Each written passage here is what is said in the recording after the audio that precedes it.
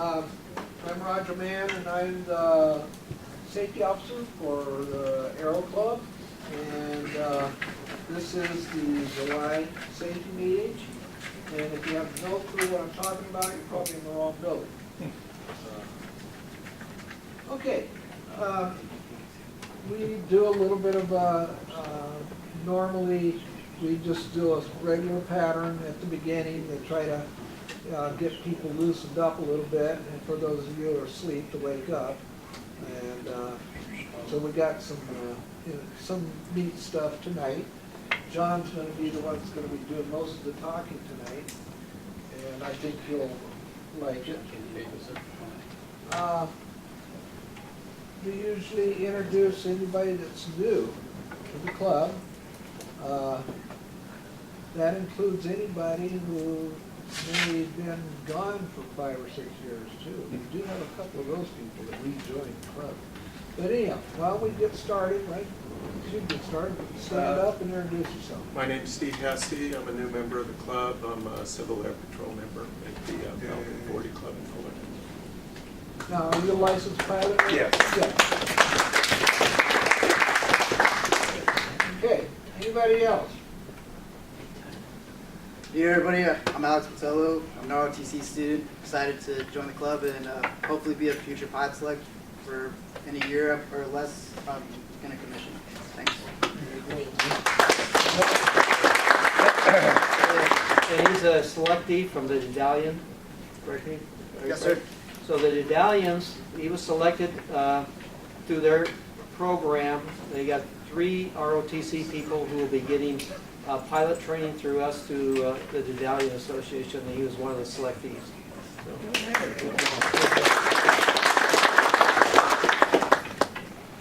Hey, anybody else? Joseph Duran, just signed up, so I'm here on MPT status. I'm over in Air Evac, so I'm looking forward to it. Appreciate you guys having me here. Welcome. Let's see. Yeah, there should be I'm Nathan Thorne. I'm hoping to become a pilot, and I'm currently a student. So.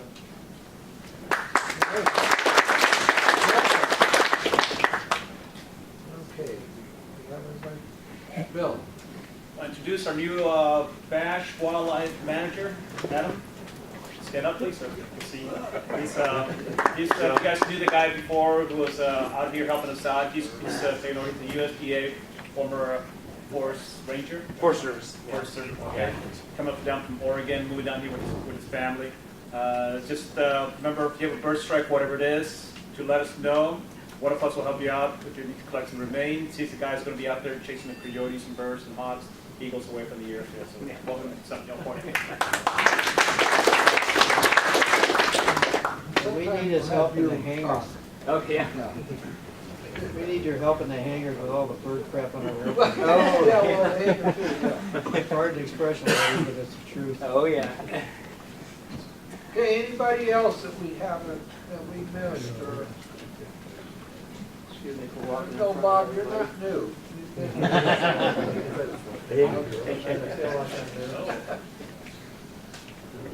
Okay, well, let's go to new pilots, new ratings, first time solos.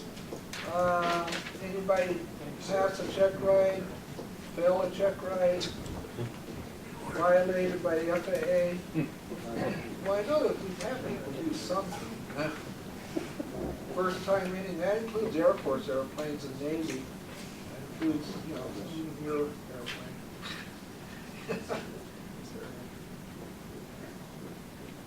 All right. Yes. Mike Charney, I'm starting to work on my instrument rating. So John's maybe just about dangerous right now. So if anybody wants to go along as a safety pilot, I'd be happy to, let me know, and happy to have you fly along with me. Okay. Thanks.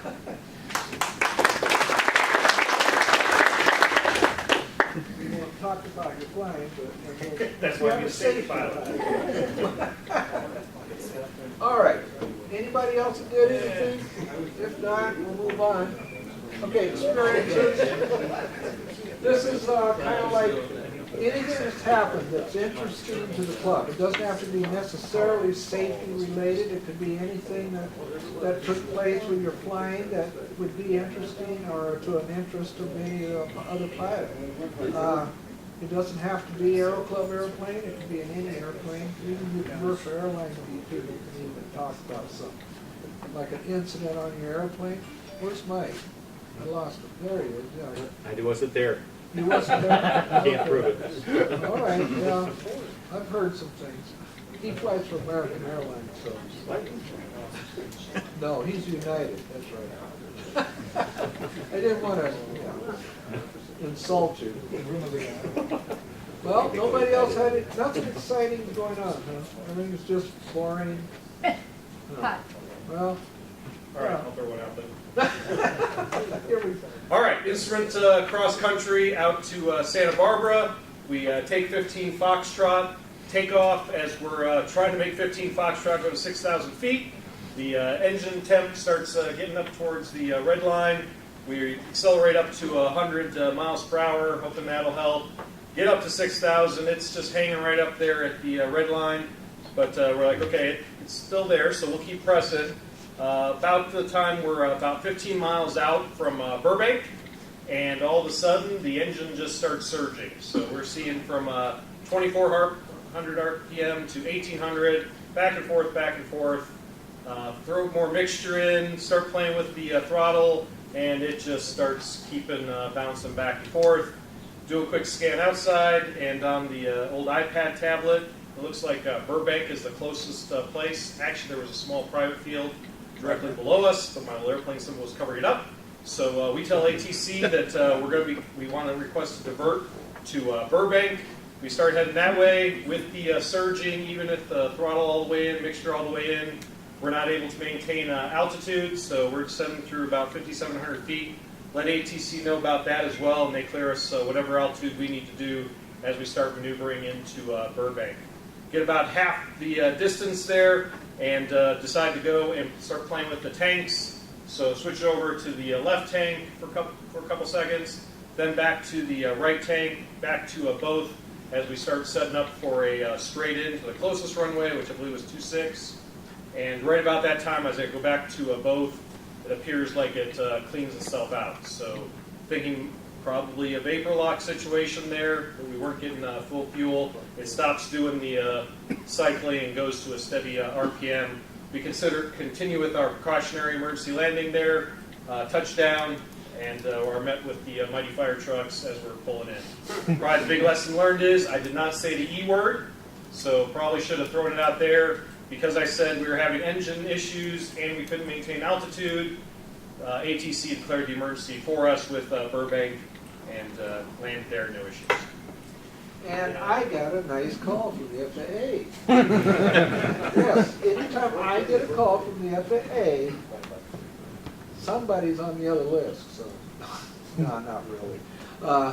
But, yeah, so that was a good little story. It just points out that you don't have to declare an emergency, ATC can do it for you. Yeah. So they did that. Yeah. And then the FAA wants all of the documentation of what you did with the engine when it came back, so I took pictures and what have you and submitted to them. I haven't heard since what's taken place, but They have to Safety follow up also on needs it. a notification like the FAA, so it's the first time I'm hearing about it. So whenever you have an Yeah. emergency, lose power, any unusual stuff, I need to know about it, please.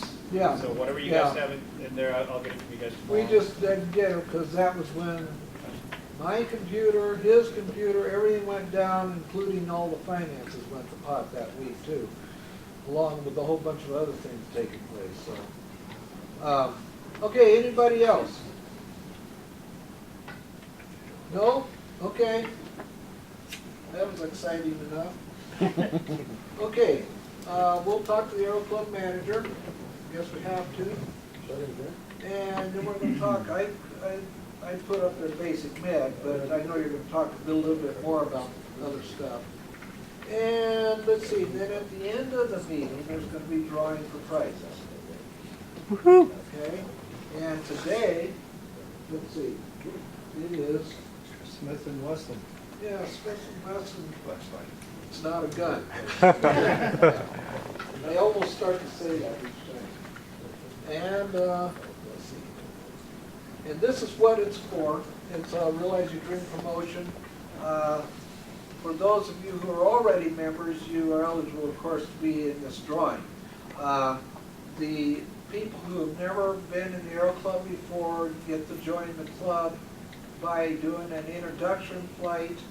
And then after that introduction flight, if they join the club the same day as the introduction flight, they get the first 3 months free dues, and they do not have to pay the initiation fee. So that's what the promotion is on the outside. Within the club, the promotion is these drawings that we have. And tonight, it's going to be the Smith & Wesson Captain's flashlight. There'll be 2 of them that we give away. And then the other ones down below in August, we got Davis Clark headset. And in September, we're giving away 2, 32 It should be GB. gigabyte. Yeah, but that is on the poster. That is on the poster. iPad minis with a keyboard. You call it a Brigadier General too. It's Brigadier General, yeah. Okay.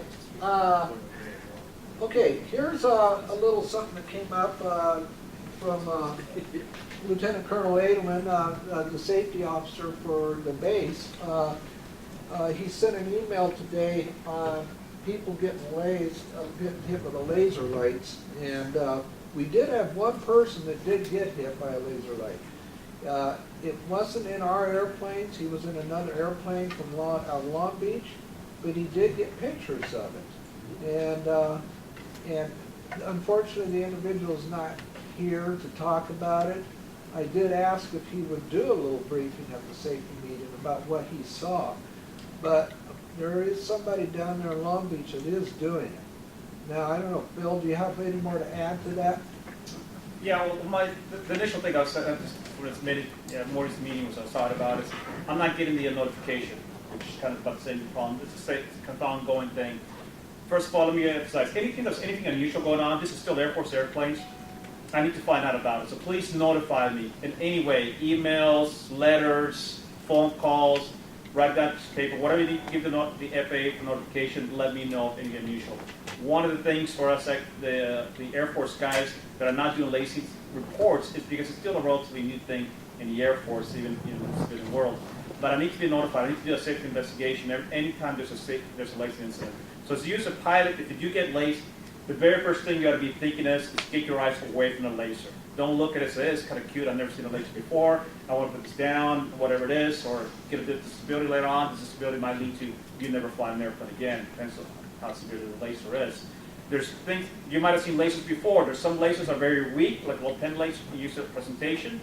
And there's weaponized lasers out there that people are somehow getting out there that are very, very strong and will blind you if an airplane's flying around 30,000 feet. So don't take a chance. If you have any passengers or whatever it is in there, even if you're by yourself, you think about, the first thing you thought in your head is eyes in. Just tell everybody, look inside the airplane, get away, go look at the laser, and then once that's done, you want to, maintain your aircraft control, you want to tell ATC about it.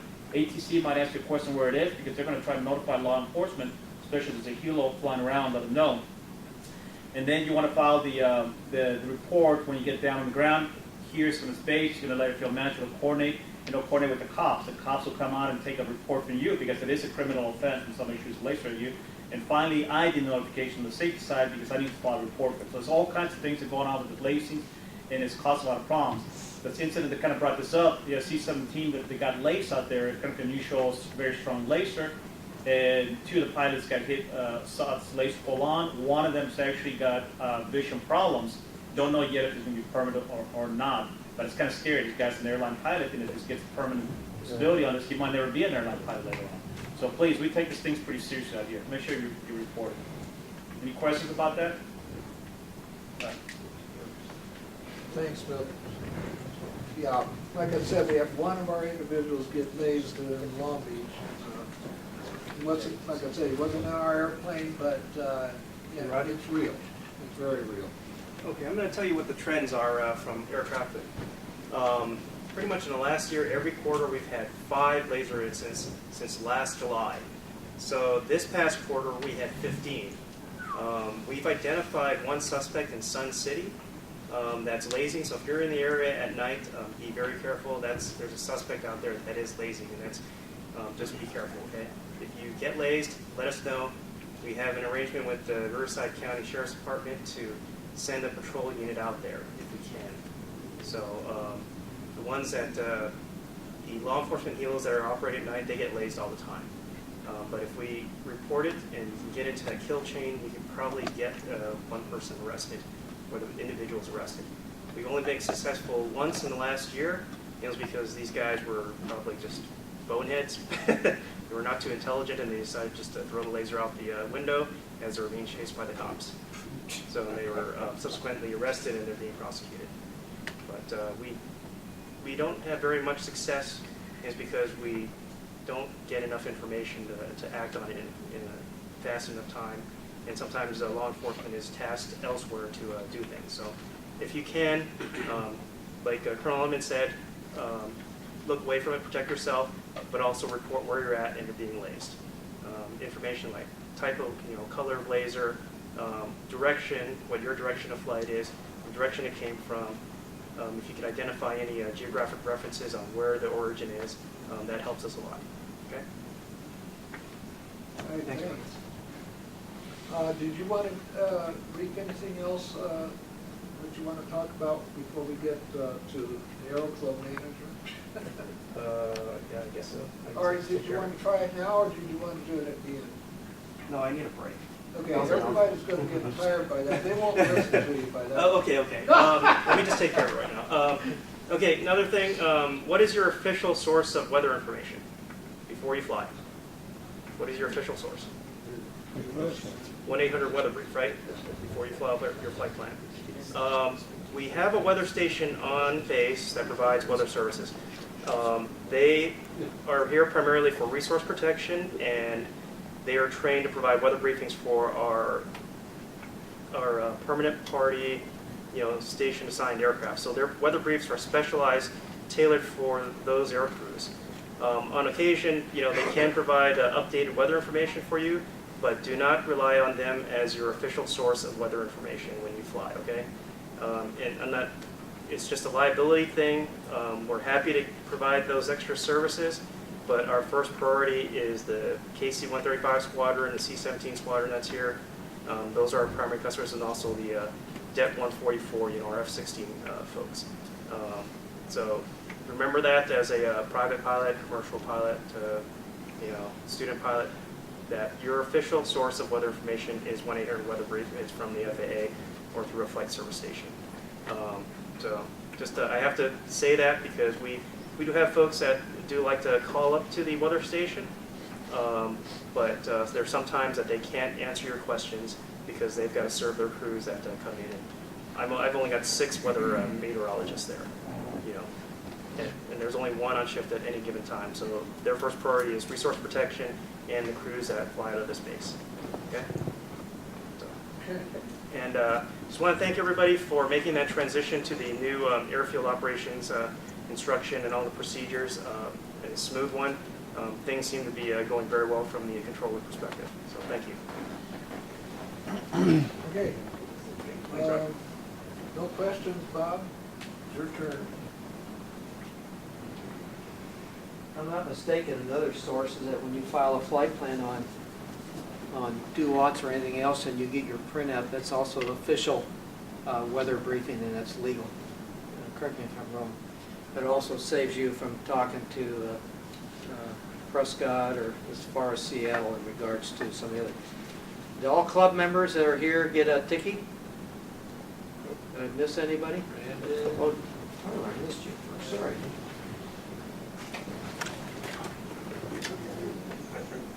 Must have been Chris.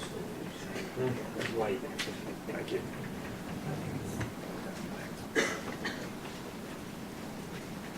Actually, I flew last week and I did not get chewed out by Riverside Airport for doing something wrong because I did not make the necessary calls that I normally do when I'm on the ramp area.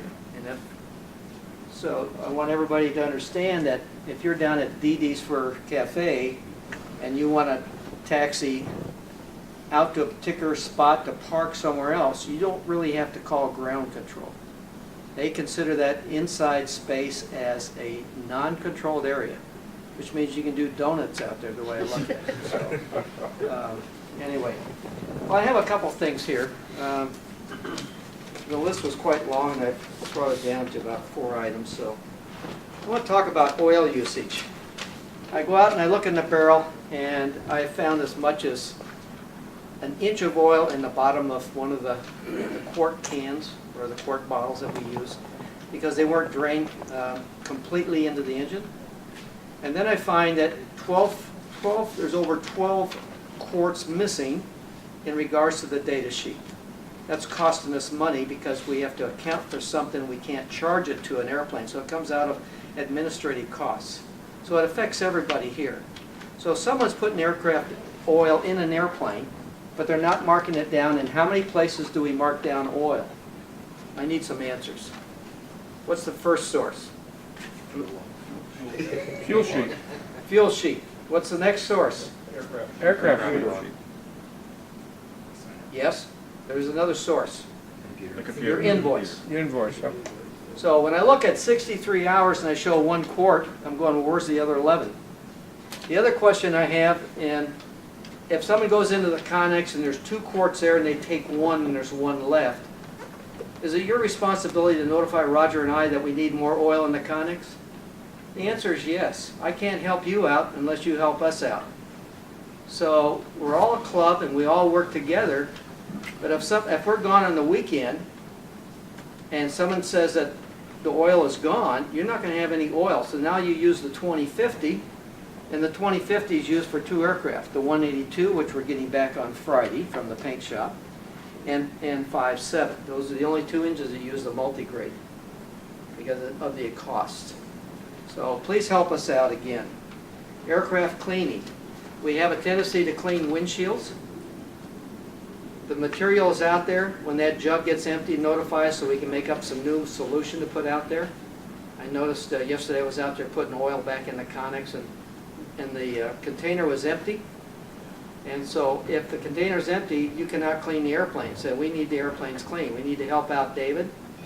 And it's not David's job to help clean. As a club, we need to, ourselves, to take and help clean. That means not only the windscreens, but how about the fuselage? Because we overfilled the oil when it was cold, and it said, oh, there's 8 quarts in it, we need another quart. When we start it up, now it gets warm, it pumps it over the side. And so now the bellies are all full of oil. Or we spill it while we're trying to put it into the fill neck, and it runs down the engine, and then the air flow through the engine throws it on the belly. So try and keep those things clean and help us out here. Credit cards. You still got issues with credit cards. If you have, you ought to come in the office sometime and listen to Roger. He's got a list of things going, and I can hear him moaning and groaning consistently.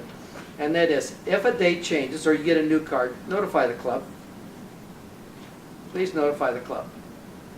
And if you can't afford the $49 and your credit card bounces, I'm sorry, but you're going to go. Because if you can't afford the $49, you can't afford to fly with us. And that's taking place today. So we need your help. Help us out. Maintenance. 5.6 and 5.5, they're still working on the electrical problem. We did get a generator in today. David's been out there trying to get that installed on 5.6, and we'll work on that. We still got the issues in 5.5. On 2.9 Foxtrot, we got the cylinder back today. The springs failed on one valve, and therefore it remained open, and it came back with an overhaul. And 986 will have a new paint job. We'll see it here on Friday afternoon. Again, there's only a few hours left before the 100 hours. So if you're going to schedule, be sure it's scheduled properly. There's about 7 hours. I'm just going to say 7 hours left on that before the 100-hour inspection, which is basically an annual. And then in September, we have another annual, which is going to be 03. So 03 will be down for a couple of weeks for an annual inspection on that one there. And seems like I had one more, but I've got dementia, so I'll call it quits right there. All right, thanks, Bob. We did a little bit better this time on the dues run on the 15th. The dues do come out on the 15th, so if you find that your credit card is either for some reason been rejected, or they took the card away from you, or and gave you a new one, or whatever, please try to remember to let me know. We only had about 5 people that rejected this time. And all of them said that do not honor the card, which means that the card was either compromised someplace and they replaced it with another card or something like that. So just try to do that. This was actually one of the better times. I've had as much as $1,200 be rejected out of the club. This time it was only $900. It does hurt us. It hurts us bad, and the dues is counted to be the primary place that we get a regular straight income. Your flying, of course, does too, but that could be, you know, way room up and down. But dues are supposed to be the basic way of us making enough money to stay afloat. So whenever we get all these rejects, it hurts us pretty bad. Okay, I think I'm done. John? And I think we're going to get that up there. We'll have to, so just touch it up. I think so. It's, Well, they're getting ready. I'm going to be off for 2 weeks. I go in for surgery on Monday for a small operation. I can't drive, I can't do anything, no lifting, and all that good stuff. So Roger needs some help. If someone has some time off and come in and just answer the telephone for 3 or 4 hours and give him a hand, he's going to be busy. I'm going to see if my wife will drive me out here on Friday, which is the end of the following week, so I can put in a couple hours and get my work done. I am sending some stuff home where I can take and do it on my computer and then send it to Roger for him to submit to the wing. But Roger's going to need help, and if anybody can take and offer a couple hours a day to give him some assistance in the office, it'd be greatly appreciated.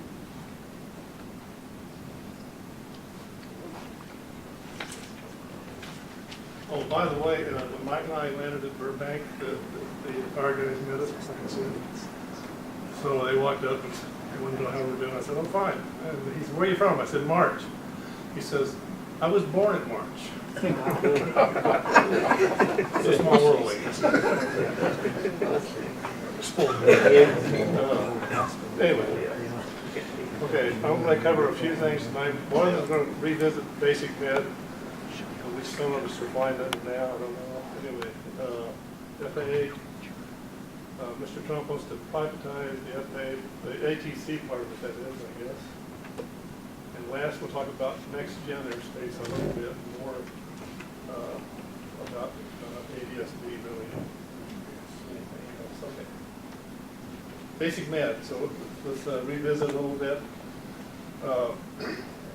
Airline pilots and pilots flying for compensation, of course, they still have to have a first class or second class, something like that.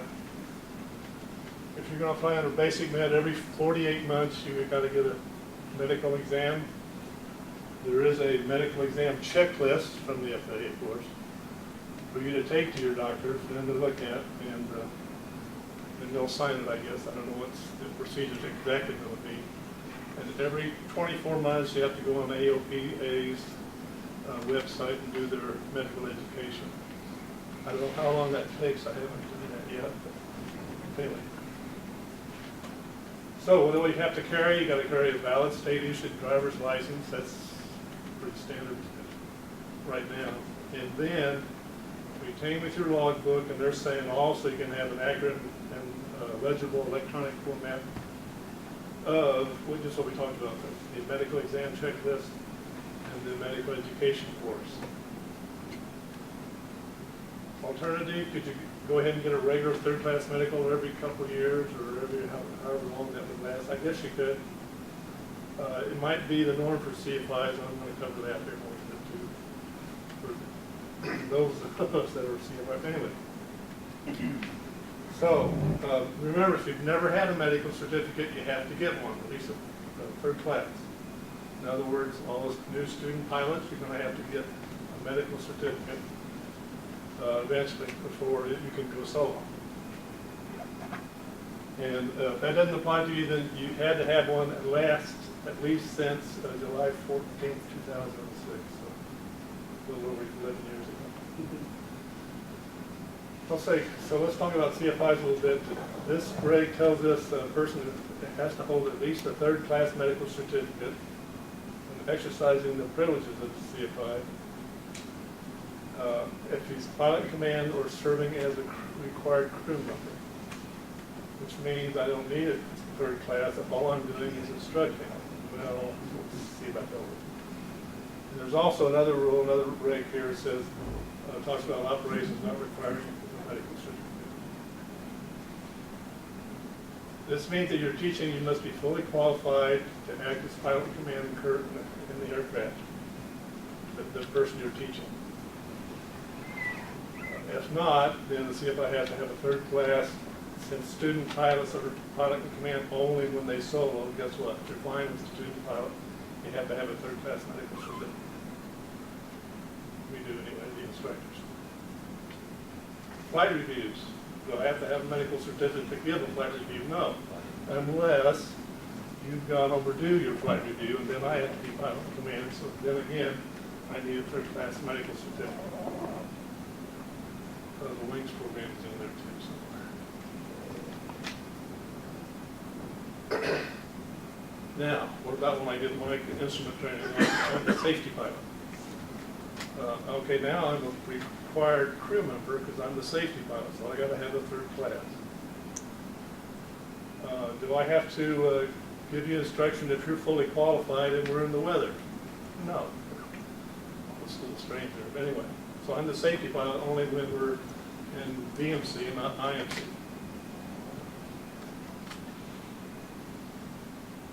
Now, do I need a second class medical because I'm getting paid to do this? And I brought this up to Bob here a couple of weeks ago. I'm getting paid to do this, so do I need a second class? If you're flying for compensation or higher, you do, right? No. Again, go back to the reg. It says I got to have at least a third class to exercise my CFI privileges. A second class medical is not mentioned in the eligibility requirements further down there on that one of those bullets there.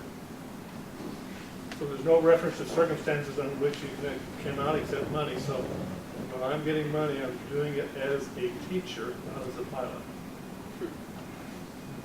John, that's also covered in the 34117, which is the Air And I Force. did ask Bob, yeah, we looked at the reg and they said I gotta have a third class. I said, okay. And they're following the rules. Yeah. Now, there's some other things, and that is the airplane that you're gonna fly cannot have more than 6 occupants. Now, the airplane can't have 9 seats, you take 3 out. No, it doesn't work that way. The plane has to be certified to carry 6 people. Maximum gross weight is 6,000 pounds. You can operate at IFR or VFR, but you got to be 18,000 feet or below and not more than 250 knots. It might be capable of going faster than that, but you're going to operate it under basic med. You got to be below that, and it's not operated for compensation or higher. Now there are some certain medical things that if you are seeing your doctor about any of these things here, you're going to have a special issue.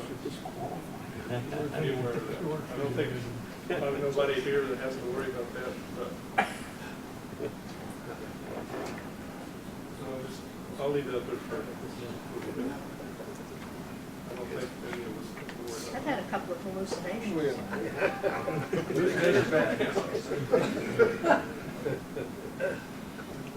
Okay, so again, let's review this a little bit. What do I need? I need a U.S. driver's license.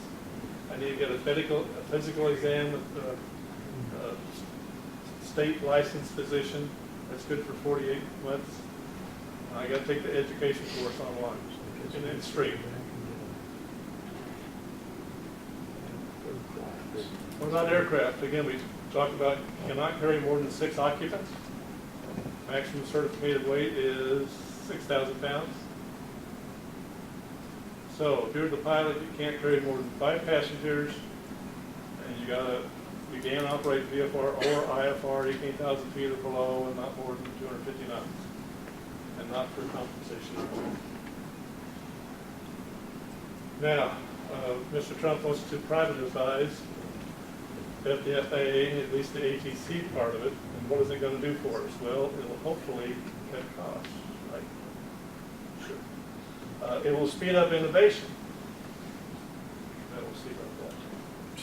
So, anyway, currently managing 50,000 flights per day, the FAA air traffic controllers have really done a good job over the years. And so while both sides of the privatization debate may laud the system's clean record, there are some critics, of course, that are still using World War II era radio, radar. I don't know about that, anyway. And they're physically passing paper strips to individuals for information for the flight plan, things like that. Next Gen, calling it, is a program to introduce visual communications, use GPS more to replace decades-old technology. We'll see how that goes. They're saying that most complex airspace has been slowed down, and of course, many motion, I guess that's the problem. Major airlines and the controllers union say the lack of progress is a result of government slowdowns and things like that.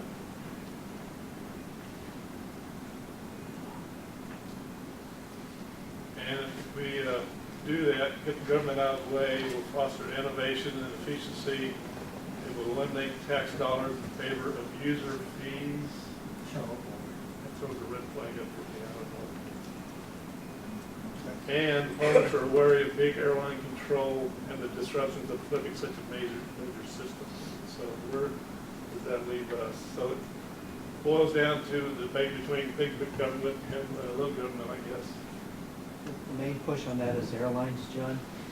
The airlines feel that they're supporting it and they want somebody else to do it, but then they're going to have the majority of control in regards to that. Well, with the user fees, they're going to be able to afford it more than the small airplane users are. Some estimates when this first came out, if you wanted to go from here to Sacramento, it would cost you $100 just in user fees, which is quite a bit of money for the average pilot that's flying an airplane. So it really restricts you to where you're going. And as far as cross country, it'd probably take you completely out of the system for cost. So I bring up Bill Schuster because there is a House bill and there's a Senate bill, so we'll talk about those a little bit. So, and of course, price tag for the country's infrastructure improvements that the president wants. How's that going to affect undertaking a major overhaul of the air traffic control system? 2016, an effort failed to gain enough support, even with support from major players like Airlines for America and the National Air Traffic Controllers Association. So what's our stand? GA is general aviation, that's most of us, I guess. And like Bob says, the GA community is very concerned about their place in the nation's airspace under an air traffic control system where big airlines hold the most power and the most money, of course. The proposed nonprofit corporation will be controlled by 13 board members. The number of predetermined seats belonging to major airlines is double that of the general aviation community, which represents 26 times more aircraft than the airlines. So opponents of the plan, including private pilots and small airports, are also concerned that the high user fees will create an industry dominated by the large airlines like we're talking about. They can afford such costs, leaving small businesses and towns behind. Privatization costs. The major domestic carriers all support the plan except Delta. Delta Airlines released a study indicating such a move could increase traveler costs by, well, you pick it, 20 to 29%. Opponents have claimed that privatization would lead to cost savings for consumers. However, the study says that there's no evidence has yet been produced to show that privatization would reduce costs In fact, all nations that have privatized ATC have seen operational costs increase at a much higher rate than it has here in the U.S. under the FAA. AOPA president is against it. The House bill would spin off the FAA's ATC function into a private, non-profit corporation managed with input from the airlines mostly. So such a system would ignore the needs of general aviation pilots. So supposedly the Senate version is better for general aviation. It aims to modernize the system, but wouldn't privatize it. Okay, let's switch gears here a little bit now. How about next year? I'd like to rebut a whole lot of what you just said. Okay, number one, fuel tax is not going to go away. User fees are going to be additive. In Europe, you pay to get a weather report, you pay to file a flight plan, you pay to use the airspace, you pay to file an approach, and you pay every time you touch the runway. That's the way it works. That's what privatization means. There is no way in hell that privatization is going to reduce costs for general aviation. The problem with modernizing the FAA system rests with Congress because they have not given routine, regular funding that the FAA can rely on to upgrade their system. Their reauthorization bill goes into default every year. It's their fault that FAA is not getting the money they need to modernize the system. This is not going to fix it. It's going to make it worse for everybody. You need to be talking to your congressman and your senator and saying you don't like the House bill and you don't want privatization because you're going to feel it in your pocket big time. That's all I got to say. I thought that's what I said. Just broke it down in layman's terms. Just broke it down, yeah. Okay, anyway, let's talk about next gen a little bit. I'm going to talk mostly about ADS-B, but let's see what we're talking about. Yeah, they're talking about upgrading the ATC system, if you will. They want to transform America's air traffic control from a radar-based system into radio communication to a satellite-based one.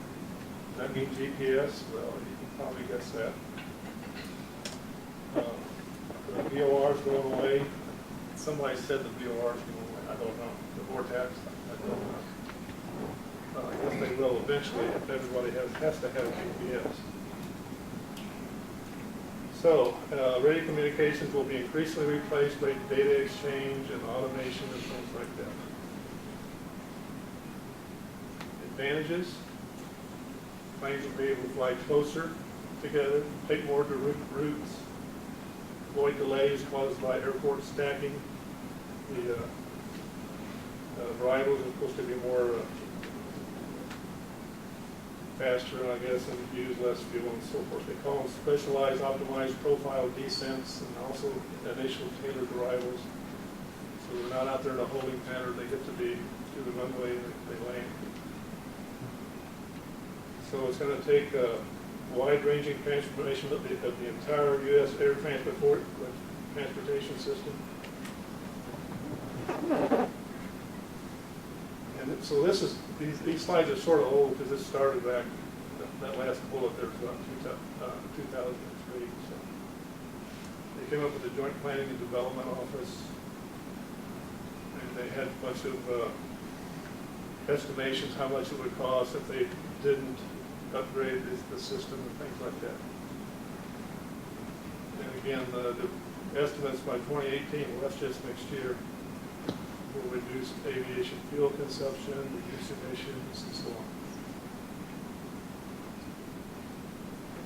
Next gen will allow pilots and dispatchers to select their own direct flight path and things like that. That has caused problems because some places they're going direct and now they're flying over places where they didn't used to fly over, and now they're getting wasted points.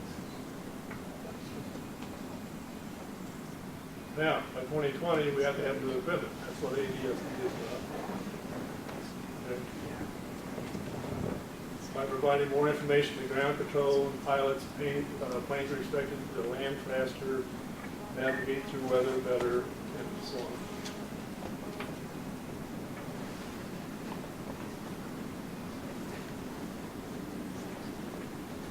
Supposed to enhance safety, of course. So here's the next gen elements, and again, I don't know much about those last three bullets anyway.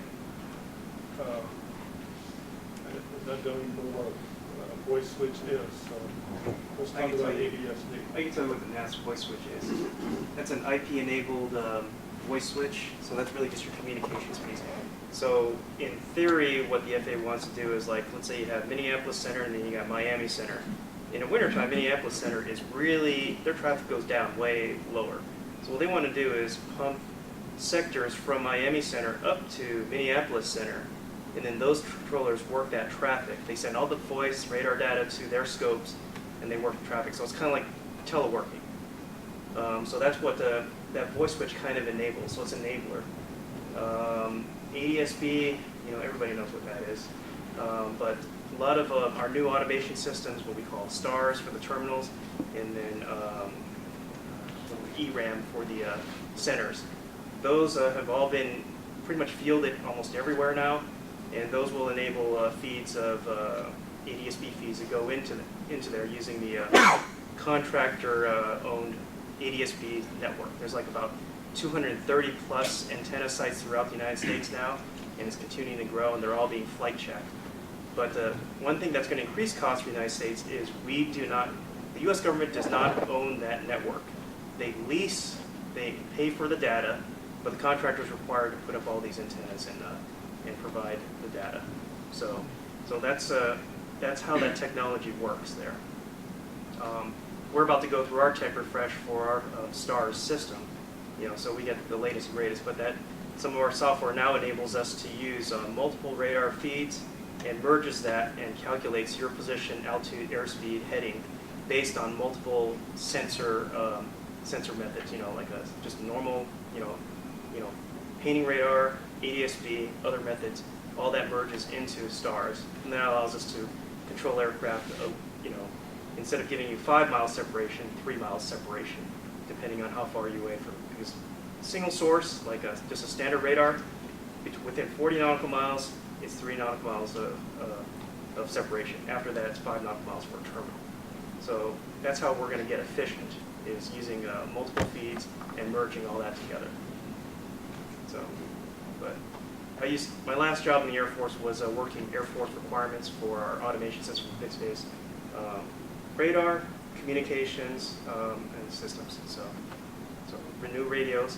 So one thing with the radios, they're looking at decreasing the spacing for frequencies to 8.33 kilohertz versus what we got now. So that's going to cause a huge cost burden if the FAA adopts that within the United States. It'll allow us to have more frequencies, but every aircraft will have to be able to have those channelization spacings. Europe's going through that right now, but they have a lot less airports. For us, both on the service provider side and the user side, it's going to be a huge burden. It's going to put a lot of money in a lot of pockets of people who make radios, people who install radios, people who provide equipment to the United States government. So it's a great deal for the American economy. So at least to put it facetiously, but that's just a kind of a synopsis of some of those things.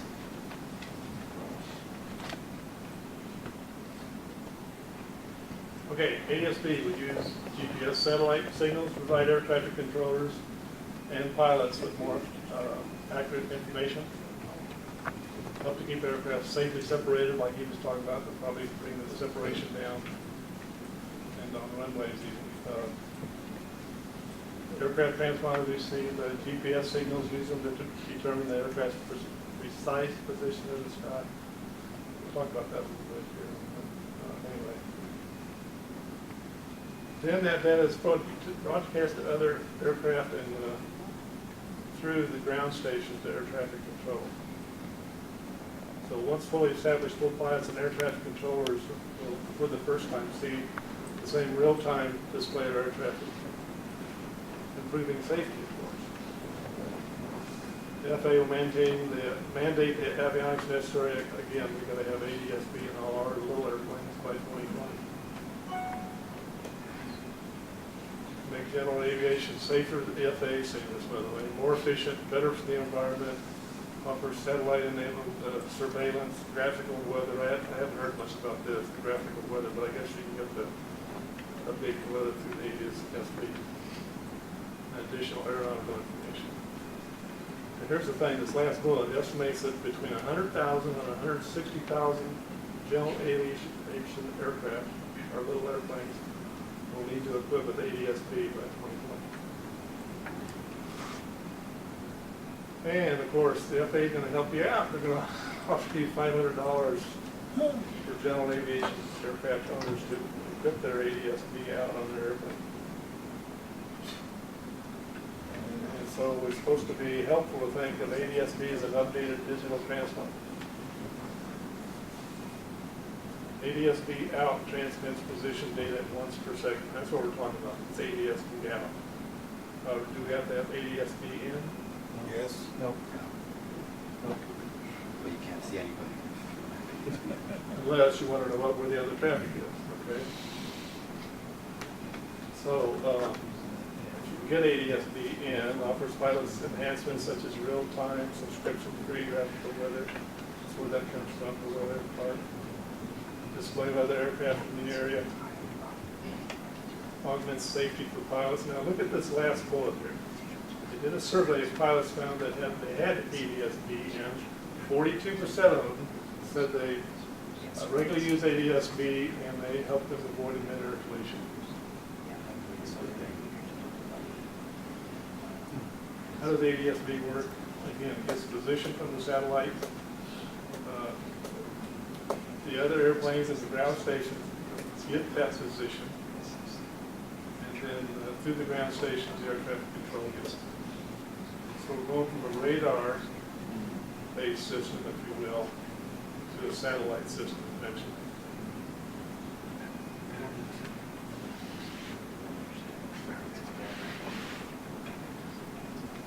So now is the best time to equip. Cost you less, maybe. The cost is coming down a little bit. And the Equip ADS-B website, got that in the middle of the slide there, is a detailed information source to help you get a clear explanation of what airspace requires. A list of FAA certificated ADS-B equipment, answers to frequently asked questions, and there's going to be a lot of those. There's also an automated online tool to validate the performance of their installation.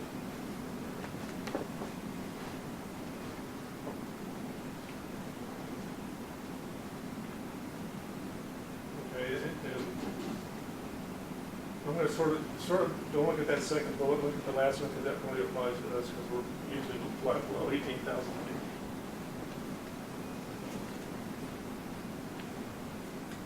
Now, Bob, TCAS, that's uses a message splitter, right? Yes. That's fine. What is? Again, the good incentives to put it on your airplane. Typical price now is down to less than $2,000. There's 14 avionics manufacturers that offer a variety of models. So you can benefit from additional safety features if you put it on. Help other people see you, unless you get ADS-B in also. Help avoid a backlog as we get closer and closer to 2020.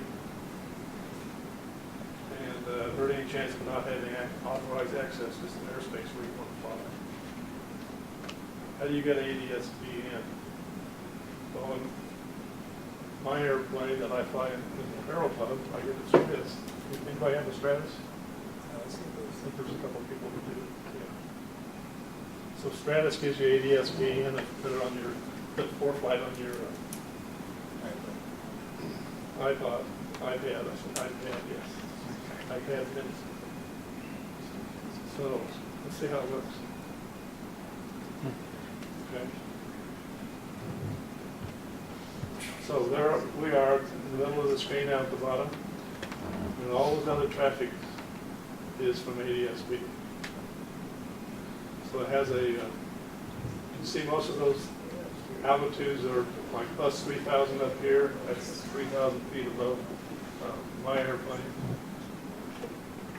Aeroclub's airplane, not my airplane. Okay. Also gives you a vector of where it's going. So this vector right here tells you where it's going to be in the next 60 seconds. So if that vector is longer, it's going faster. Things like that. And that's what I forgot tonight in my corner. Yeah. Okay, here's another one. We're on file. We're doing the VOR post on runway 32.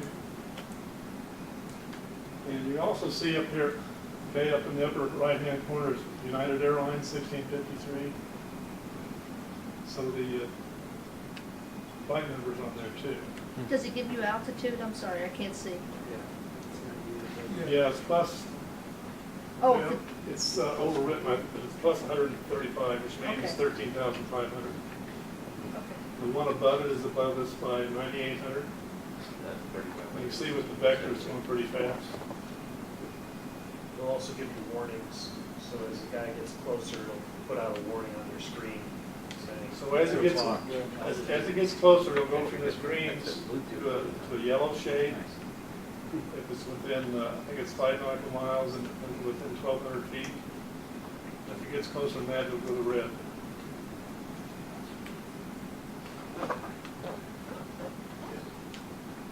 Yeah, that's just another shot of it.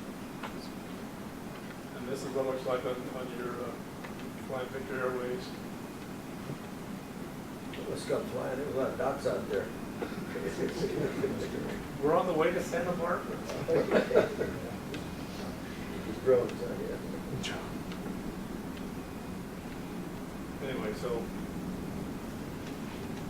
now this Stratus is pretty expensive. I'm not surprised more if you don't have it.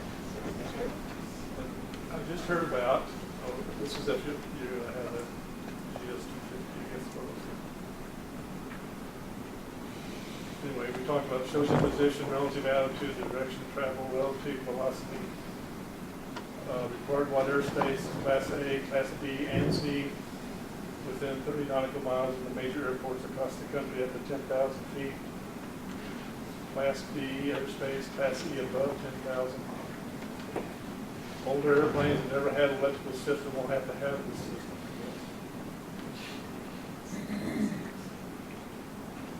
Oh, here it is.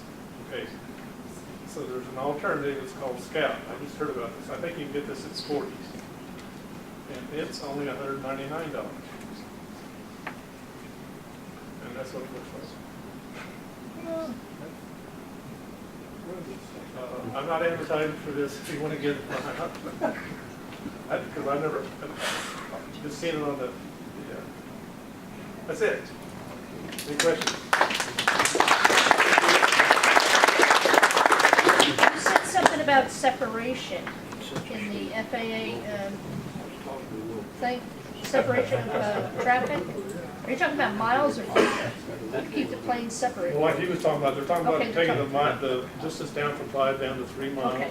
things like that. Just was wondering, okay, They're thanks. talking about, you know, especially the flight level 290 used to be 4,000 feet between airplanes, Right. now they've gone down to 2,000, things like that. So they are, altitude-wise, they're, of course, that's IFR, you gotta be